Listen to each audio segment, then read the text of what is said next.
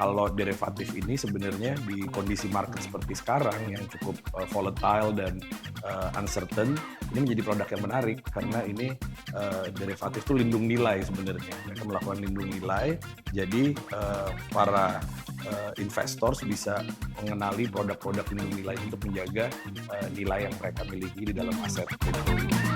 Halo, kembali lagi bersama kami dalam POV Talk by Bloomberg Technology. Kali ini kita masih berada dalam obrolan-obrolan yang pastinya tentu saja menarik. Tetapi saya saat ini berbeda ya, biasanya ada Bang Hotman, tapi kali ini Maria sendirian, tapi ditemani oleh seorang POV expert yang nanti akan dikenalkan. Tetapi kita akan membahas sesuatu hal yang memang POV people banyak bertanya juga tentang bagaimana iklim kripto atau aset digital di Indonesia saat ini. Nah, untuk itu kita sudah bersama dengan POV expert yang juga turut membangun industri atau iklim kripto di Indonesia. Siapa dia kalau bukan Pak Ardi Martowardoyo. Adri, Mbak. Adri, sorry ya. Ya, Pak Adri Martowardoyo seorang Direktur Marketing dan Business Development dari Koin. Siap. Ya, terima kasih banyak Mas Adri sudah sama Mbak Maria. datang di POV Talk. Thank you udah diundang.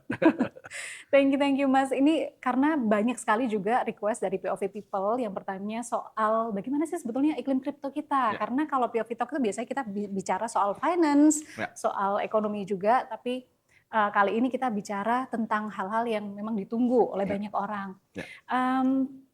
Seperti apa sih sebetulnya iklim dari kripto atau aset digital kita? Tapi sebelumnya saya mau ngobrol dulu nih tentang koin ya. Kalau nggak salah 9 Juli 2025 tuh melantai di bursa. Artinya kalau sekarang berarti udah setahun. Nah, persis. Apa sih sebetulnya capaian-capaian dari koin selama 1 tahun melantai di bursa dan perubahannya seperti apa? Menarik. 2025 tahun yang menarik banget sebenarnya. Jadi koin listed tanggal 9 Juli 2025. Di situ market kripto juga lagi tumbuh pesat gitu kan, dan semua berkembang, attraction dari pasar juga menarik. Kalau kita lihat, kita oversubscribe sampai 180 kali, jumlah subscriber ada 200.000. Jadi mungkin karena mereka melihat bahwa koin pada waktu listing itu menjadi proksinya kripto di pasar modal mungkin. Dan tujuan kita waktu itu mau listing juga sebenarnya memang untuk governance gitu kan, karena kita tahu industri ini industri baru, orang nggak begitu familiar, apalagi kita menjalankan mandat pemerintah untuk menjadi bursa untuk mengawasi perdagangan kripto di Indonesia. Jadi kita melihat penting untuk masyarakat bisa turut serta dan melihat apa sih ini koin dan anak usahanya si FX dan ICC. Terus maju ke 2026, memang banyak perkembangan di dinamika di pasar, industri kripto menghadapi cycle yang cukup menarik. Tentunya kita sebagai grup juga terus mengambil kesempatan bahwa ini untuk kita memperkuat governance kita dan kesempatan kita untuk membangun use case lah di industri kripto, karena mandatnya koin adalah sebagai investment holding untuk kripto. Itu yang pertama di Indonesia, dan kita ngelihat 2026 juga keluar undang-undang P2SK. Jadi emang hype-nya lagi dapat banget nih Mbak. Jadi undang-undangnya ada, kita ada di industri, dan regulator juga sangat mendukung dengan perkembangan industri ini. Oke, wow. Jadi kalau ada di bursa berarti semuanya kan terbuka ya. Laporan keuangan dan sebagainya itu membuat mungkin kepercayaan dari konsumen juga makin tinggi ya dengan adanya seperti itu. Nah, Mas, kalau kita lihat waktu IPO itu kan sebenarnya Rp100 per lembar saham ya waktu itu. Terus kemudian peaknya sempat 4.800, itu kan suatu hal yang kayak udah jauh banget itu ya peaknya. Nah, kalau dilihat dari situ, kita melihat juga atensi dari konsumen Indonesia yang ternyata juga atensinya ke koin tuh luar biasa gitu. Nah, boleh nggak dikasih satu aja capaian yang mungkin paling berkesan selama perjalanan IPO? Dalam perjalanan IPO ini tentu tadi di awal sejak kita IPO sampai akhir tahun memang timingnya berbarengan sama performa pasar kripto di global gitu kan. Jadi timingnya emang pas. Kita ngelihat itu pernah mencapai suatu level yang cukup tinggi, menunjukkan kepercayaan pasar, tapi tentunya pandangan pasar itu satu hal, tapi kita di manajemen percaya running organisasi dengan baik dan prudent dan terus comply sama aturan dan undang-undang yang ada dalam mengembangkan industri ini tentu menjadi prioritas kami sih Mbak. Jadi sentimen pasar satu hal, tapi kita percaya running a good business, educating the market gitu kan, itu butuh komitmen dan pengorbanan Mbak. Jadi kita Betul. ngelihat kita Iya. harus jalanin ini dengan fokus lah gitu Mbak. Oke. Sebetulnya dengan adanya koin, kemudian tadi turunannya anak usahanya CFX ya, CFX sama dan ICC. ICC ya. Berarti kan sebetulnya juga sambil memupus gitu kekhawatiran orang-orang di Indonesia maupun Ya. di luar negeri ya, masyarakat pada umumnya yang mau investasi di kripto gitu ya sebenarnya Mas Satria. Nah, kalau tadi sudah disebut, sekarang saya mau tanya nih soal CFX sedikit. Ya. CFX itu kan bursa ya. Ya. Boleh dijelaskan nggak itu gimana sih sebetulnya gitu? Ya. Jadi kalau buat analogi hampir sama dengan IDX sebenarnya gitu kan. Jadi di situ ada namanya segregation of duty. Kita lihat pertumbuhan pasar kripto tahun 2025 kemarin lah itu 480 triliun, angkanya besar banget dan profil investornya pun itu cukup besar, hampir 80% lebih itu di bawah umur 30 tahun gitu kan. Jadi total pool yang sangat besar dan kita perlu ada mekanisme consumer protection gitu dan akhirnya muncul segregation of duty, 3 pilar ini. Pilarnya adalah bursa, custody dan clearing gitu kan. Jadi pada saat kita ngomong bursa dia mencatat, pada saat kita ngomong custody dia akan menyimpan aset digitalnya dan clearing ini semua transaksi fiat akan di-pool dulu di clearingnya sampai dibuktikan bahwa pedagang sudah membeli aset digitalnya dan 70% dari aset digitalnya itu ada di custody ICC itu tadi gitu. Jadi mereka amit-amit ada apa-apa, idealnya itu ada 70% dari aset nasabah yang terlindungi di situ. Oke, berapa jumlahnya sekarang yang ada di CFX? CFX apa aja nih Mbak jumlah? Mungkin yang running di sana yang bisa diperjualbelikan berapa? Kalau tokennya banyak, jadi memang CFX melakukan proses whitelisting itu tadi.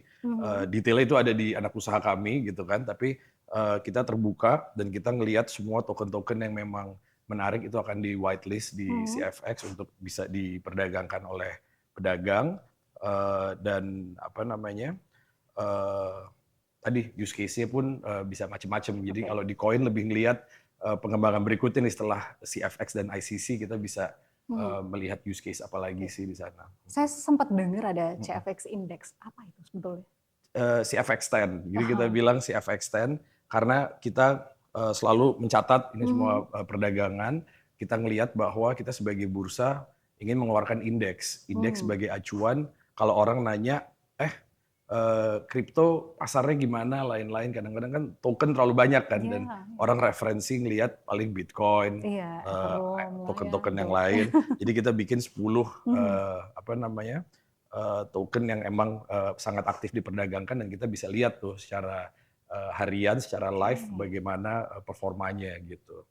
Jadi emang ini si FX10 juga menjadi produk unggulan kita karena kedepannya mungkin aja nanti ini produk-produk ini bisa diperdagangkan. Tapi sekarang kita baru hanya sampai pada melakukan agregasi terhadap 10 token paling aktif. Ya. Berarti kan ini POV people bisa melihat gitu ya, CFX Stance ini kemudian jadi acuan ya, mereka mau bagaimana, mau beli atau apa gitu dari situ juga bisa ya Mas Adri ya. Luar biasa. Kalau kita melihat perjalanan dari kripto atau aset digital di Indonesia ini kan mulainya mungkin dulu orang-orang sempat agak takut ya, takut kemudian kemarin sempat peak di Oktober 2025. Tadi udah disebut sama Mas Adri sebetulnya soal P2SK, nah ini tertarik nih kan, ini yang memberikan kepastian sebetulnya sama masyarakat kan, kalau pemerintah tuh sekarang udah menerbitkan undang-undang P2SK sejak digeser dari Bapeti ke OJK ya Mas. Nah kalau Mas Adri melihat bagaimana sih sebetulnya dengan adanya P2SK ini dikaitkan dengan pasar kripto di Indonesia? Ya. Timingnya pas, angin segar buat kita karena legitimasi terhadap industrinya. Jadi aset kelas kripto udah sama dengan aset kelas yang lainnya yang diawasi oleh negara, khususnya OJK. Dan kita ngelihat bahwa di dalam undang-undang itu sendiri membahas memberikan koridor untuk inovasi-inovasi dilakukan dalam koridor-koridor yang jelas. Salah satunya ada real world asset, tokenization, ada stablecoin, ada kita ngomong crypto backed financing, itu semua bisa menjadi suatu ruang pengembangan usage crypto ke depannya. Karena kita tahu crypto tadi diceritain kan di awal ini lebih banyak untuk investasi, spekulasi dan lain-lain, tapi sebenarnya use case crypto jauh lebih luas daripada kegiatan itu tadi, investasi dan trading aja. Oke. Nah kalau dari P2SK tadi kan sudah sebut bahwa kripto itu luas sebetulnya. Nah yang jadi juga menarik gitu ketika saya baca undang-undang P2SK ada yang namanya derivatif aset digital gitu. Nah, sebetulnya kalau kita melihat derivatif ini kan mungkin banyak orang yang belum tahu. POV People juga harus tahu nih ya, ini kan sesuatu hal yang baru dan sepertinya menarik. Boleh dijelaskan nggak Mas Adri itu sebetulnya seperti apa? Menarik. Jadi kalau kita ngelihat produknya CFX itu ada dua yang utama sekarang, ada spot sama derivatif. Spot ini kan kita beli produk, terus kita liatin perkembangan harganya atau bisa kita transaksikan kan gitu. Kalau derivatif ini sebenarnya di kondisi market seperti sekarang yang cukup volatile dan uncertain, ini menjadi produk yang menarik karena ini derivatif itu lindung nilai sebenarnya. Mereka melakukan lindung nilai, jadi para investors bisa mengenali produk-produk lindung nilai ini untuk menjaga nilai yang mereka miliki di dalam aset kripto ini. Dan kalau potensinya besar juga Mbak, jadi kalau kita lihat di global, rasio antara spot dengan derivatif itu sampai di 6 sampai 8 kali. Sedangkan di CFX sendiri itu penetrasinya masih di sekitar 0,18 kali dibandingkan spot. Jadi ruang untuk tumbuhnya masih besar sebenarnya. Dan ini memang produknya unik, produknya CFX gitu. Wow, ini sesuatu hal yang baru dan POV People juga kalau banyak orang gitu yang kemudian kita dengar di media sosial maupun kalau kita ngobrol gitu ya Mas ya. Kalau tadi disebutkan ada aset derivatif, kemudian sudah ada P2SK, undang-undang, tapi banyak juga yang tetap meragukan pasar kripto Indonesia. Nah, dari Mas Adri gitu, melihat situasi seperti ini atau situasi saat ini sebetulnya masih prospek nggak sih gitu? Karena kan ini POV People perlu diyakinkan sebetulnya mereka ya. Iya memang udah ada P2SK, sudah ada derivatif, tapi masih maksudnya masih gurih nggak? Masih manis nggak gitu pasarnya? Gimana? Mungkin sebelum pindah ke produk-produk lain yang menarik, perlu dilihat juga tadi penetrasi derivatif masih kecil. Jadi karena memang produknya berbeda sama produk yang kita familiar sama spot produk gitu kan. Jadi itu juga menjadi bagian tanggung jawab dari kami melakukan edukasi literasi bahwa derivatif ini menarik untuk dilihat gitu kan. Tapi memang produknya lebih teknikal sehingga kita punya guideline. Nggak semua orang bisa participate dalam transaksi derivatif ini.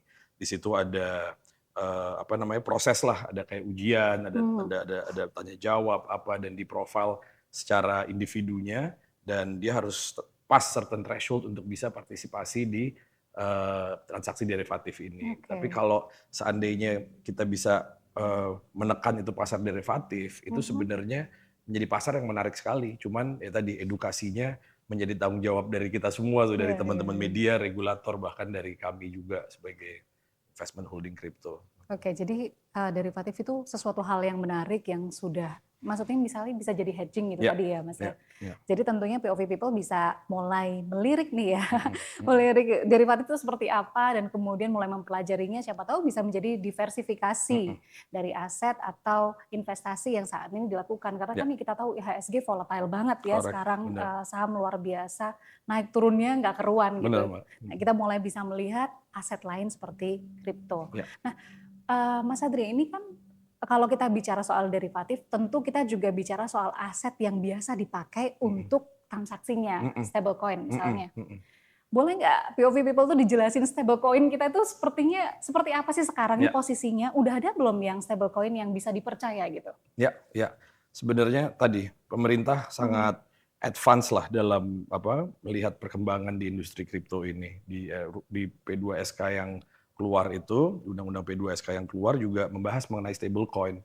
Di situ disampaikan clear bahwa stablecoin adalah aset keuangan digital, tidak menggantikan rupiah, tapi memang bisa difasilitate untuk melakukan transaksi gitu kan. Jadi itu Tentu nanti detailnya akan ada turunannya, cuman secara konsep ini menarik karena itu bisa menekan eh, eh, waktu dan Mhm. juga biaya dalam melakukan Oke, transaksi. oke. Salah satu use case-nya yang paling menarik mungkin kalau kita ngomong remittance gitu kan.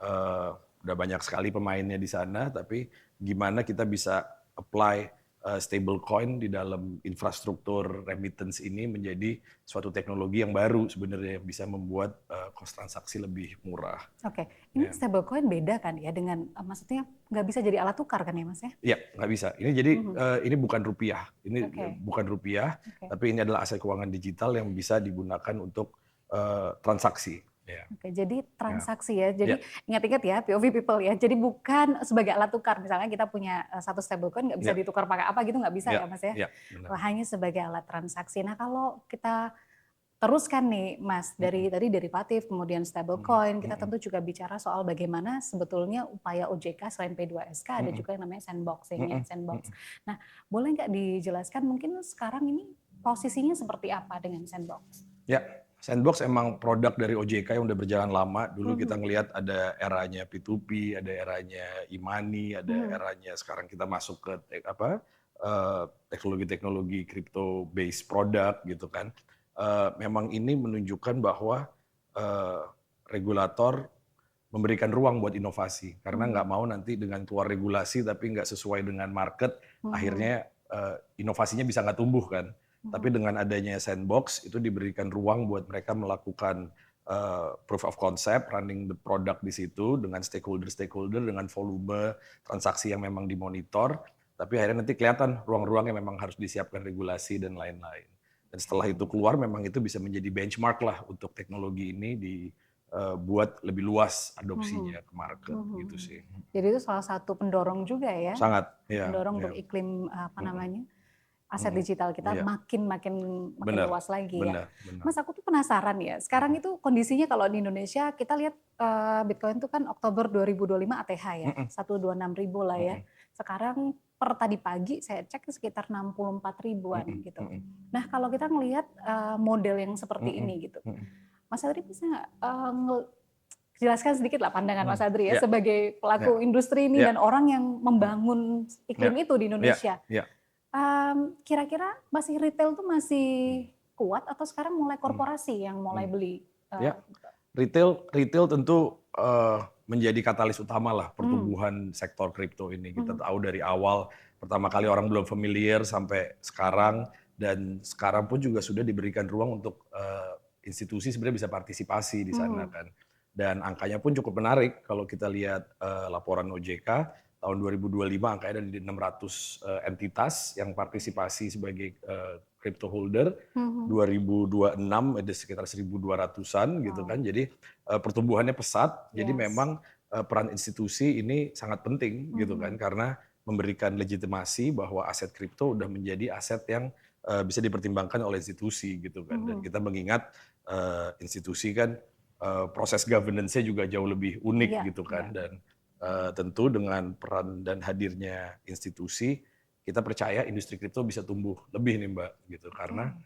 juga harapan kita mau jadiin Indonesia sebagai hub Iya, kripto gitu kan kripto hub tentu yang bisa mendukung ini terjadi adalah institusi Mbak. Gimana kita iya. ngambil institusi-institusi di regional untuk bisa investasi di Indonesia dengan sistem yang udah ada diatur oleh undang-undang kan harusnya memberikan level of comfort yang lebih Mbak Iya, tadi kan benar-benar Mas. protection terhadap aset mereka, Oke. kepastian hukum, Mhm.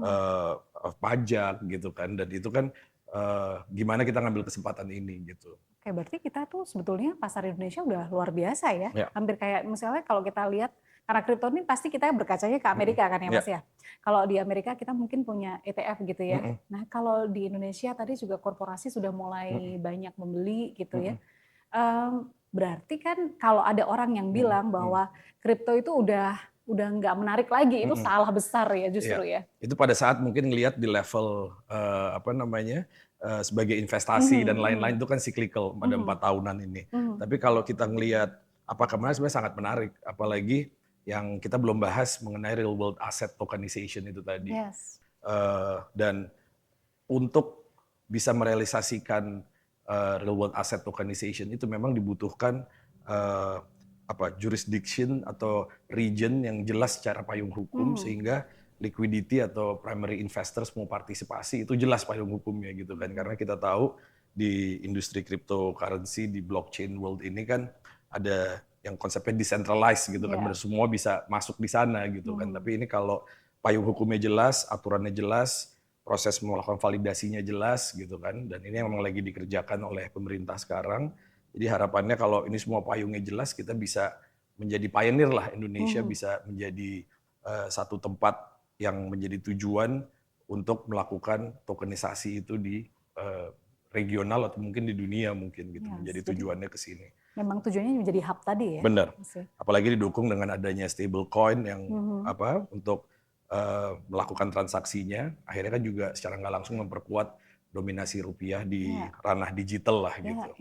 Karena kita tahu ini kan udah zamannya AI, kuantum, semua komputer sama komputer nih ngomong dan melakukan transaksi, metodenya udah melakukan stablecoin itu tadi, digital currency itu, bukan melalui fiat dan teknologi yang lama gitu mungkin. Oke, kita memang sebetulnya sudah one step ahead gitu ya, sudah maju. Dan kalau nggak salah, saya sempat baca di Chainalysis ya. Chainalysis kita sudah masuk 7 negara dengan adopsi kripto terbaik ya. Luar biasa sekali. Padahal kalau misalnya kadang kita berpikir bahwa kripto itu kan nggak pasti gitu. Kripto itu kan ngeri gitu. Banyak orang yang bilang kan kalau misalkan beli kripto terus tiba-tiba habis gitu kan ya, maksudnya masa-masa kemarin. Terus kemudian ada juga yang menyebut, ini mungkin pertanyaan yang kita sedikit keluar gitu ya Mas dari yang tadi kita bicarakan, tapi tentang kripto juga. Banyak orang yang bilang juga gini Mas nih, kripto itu kan aset pencucian uang gitu. Mas Adri setuju nggak? Aku agak nggak setuju sih, karena mandat kita sebenarnya untuk memastikan industri ini memperkuat perekonomian Indonesia, bukan malah sebaliknya kan gitu kan. Jadi makanya ada safeguard itu tadi. Dan karena kita juga secara periodik kita memberikan laporan ke regulator, di situ kita ada metode-metode tuh, melakukan KYC, KYB, terus kita juga melakukan analisa terhadap transaksi-transaksi yang anomali gitu kan. Bahkan di situ kita juga memberikan report nih gitu, kalau ada yang memang anomali atau apa kita bisa laporkan sehingga bisa menjadi perhatian gitu kan. Dan ruang-ruang untuk melakukan itu memang jauh lebih sempit karena di situ ada PPATK dan aparat penegak hukum yang memang juga memonitor kegiatan tersebut. Cuman untuk biar lebih lengkap ceritanya nih, sekarang transaksi yang tercatat itu, ini dari laporan Universitas Indonesia Mbak, dibilang bahwa itu hanya 1/3 dari total transaksi yang ada di sana. Jadi kalau kita ngelihat 2025 kemarin itu ada 480 triliun transaksi, itu mungkin ada sekitar 960 hampir sampai 1000 triliun yang sebenarnya terjadi di luar platform yang dengan izin pemerintah ini gitu. Jadi itu yang mungkin perlu jadi perhatian, gimana kita semua bisa melakukan edukasi bahwa we should transact di platform yang memang berizin dari OJK gitu sebenarnya. Ya, menarik nih. Mas tadi sudah menyebut sebetulnya ada transaksi-transaksi ya yang berada di luar dari yang memang sudah berizin gitu. Nah kan tadi berarti sebetulnya kalau dibilang pencucian uang enggak juga, tapi mereka memang transaksinya di luar dari yang berizin. Nah itu berarti kan outflow ya Mas ya. Nah kalau melihat outflow yang begitu besar sebetulnya gimana menurut Mas Adri, gimana kita bisa tarik outflow itu Mas untuk bisa masuk? Kan berarti merugikan Indonesia dong kalau outflow-nya sedemikian besar. Benar. Gimana? Ya tadi ini kan paving the way it's always hard kan gitu. Kita kan membuka jalan berat nih gitu, karena itu suatu model yang sudah eksis jauh lebih lama. Kita mau menerapkan suatu sistem consumer protection, mekanisme untuk memperkuat perekonomian Indonesia juga, tentu effortnya berat gitu kan. Tapi kita sebagai pemegang mandat untuk menjalankan semua kegiatan ini, tentunya kita percaya bahwa ini harus dilakukan. Salah satunya mungkin teman-teman CFX kalau dilihat, mereka mencoba melakukan adjustment dari fee transaction, membuat lebih menarik lah untuk melakukan investasi melalui platform yang existing gitu kan. Jadi di situ bisa kelihatan bahwa dengan bertransaksi melalui platform yang resmi Mhm. itu ada value add-nya tadi salah Oke. satunya ya protection terhadap asetnya itu tadi. Jadi Oke. eh, jalan yang panjang sih Mbak, tapi kita percaya kita harusnya itu bisa bawa ke Indonesia, termasuk berapa institusi-institusi itu tadi untuk invest di Indonesia Mbak. Oke. Karena memang sudah ada wadahnya ya Mas Ya, Adri ya, CFX salah satu wadah yang betul-betul terpercaya ya, ya, ibaratnya karena sudah ada izinnya, ya, kemudian juga jelas tadi ada CFX 10 ya, ya.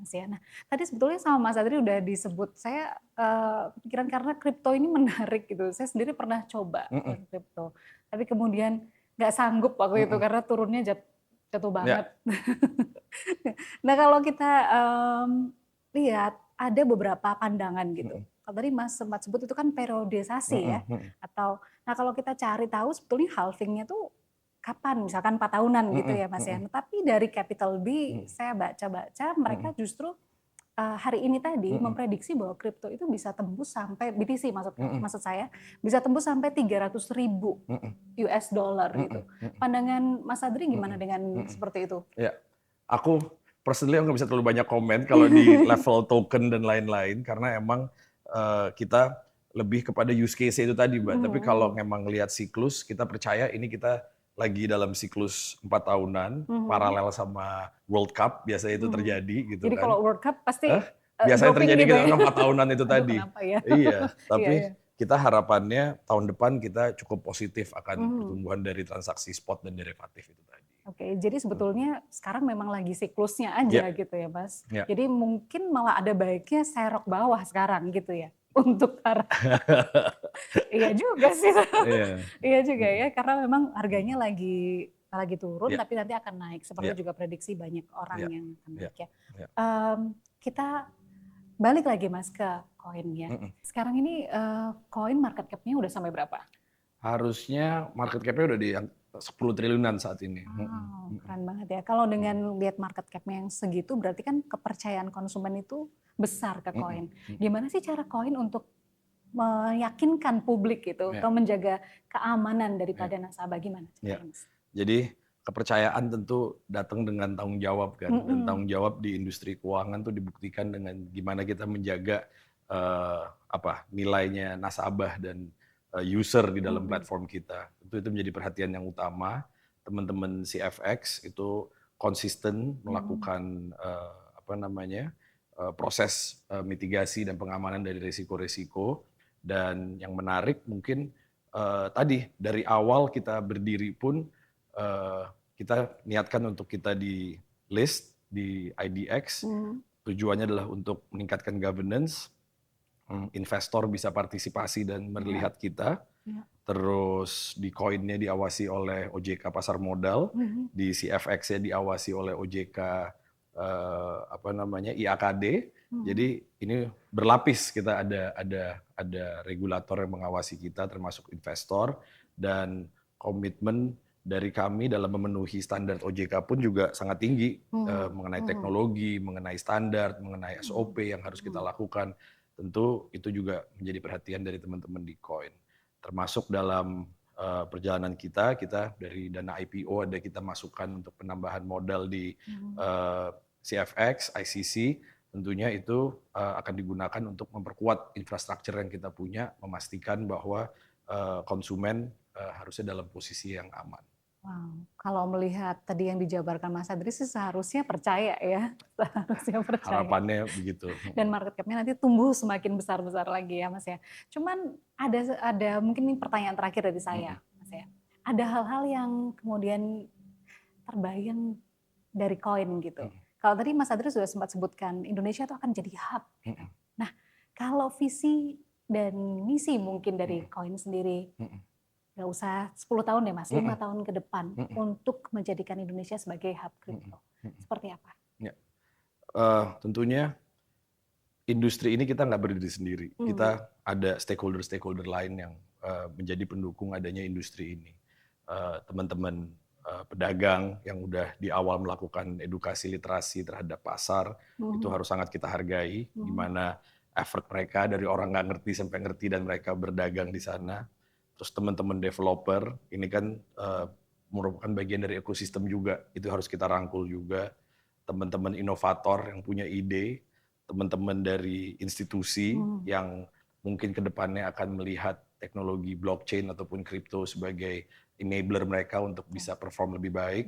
Jadi kita harus melihat ini secara holistik. Tadi dari developer, pedagang, regulator, institusi, gimana kita semua bisa kerjasama dan koin bisa hadir di tengah-tengah ekosistem ini untuk menjadi katalis untuk kita bisa tumbuh bersama gitu. Karena emang produknya macam-macam dan kerjasama dari semua pihak penting gitu kan. Dan kita juga sekali lagi terima kasih terhadap regulator yang udah sangat terbuka nih dalam mengakomodasi inisiatif-inisiatif dari teman-teman yang ada sekarang. Wow, jadi koin nantinya akan menjadi katalis untuk pertumbuhan kripto juga ya Mas ya di Indonesia, dan kemudian tadi menuju Indonesia menjadi hub bagi pasar kripto. Luar biasa sekali perbincangan kita, sebetulnya pengennya masih panjang Mas. Siap. Masih pengen mengulik lagi soal kripto dan koin, tapi ternyata kita harus selesai karena terbatasan waktu ya Mas Adri. Terima kasih banyak Makasih, untuk Mbak. kehadirannya, terima kasih untuk berbagi Pasti. ceritanya, ya visinya juga untuk pasar kripto Indonesia. Karena POV people di luar sana memang sangat ingin mendengar yang seperti ini Mas, Siap. dan mereka perlu untuk juga mengetahui hal-hal terbaru yang saat ini ada di pasar kripto atau iklim kripto Indonesia, termasuk tadi derivatif dan kemudian juga stablecoin, dan bagaimana keamanan dari investasi di kripto itu sendiri di Indonesia. Nah, POV Talk sampai di sini, saya Maria Sarjana pamit, sampai jumpa. POV Talks.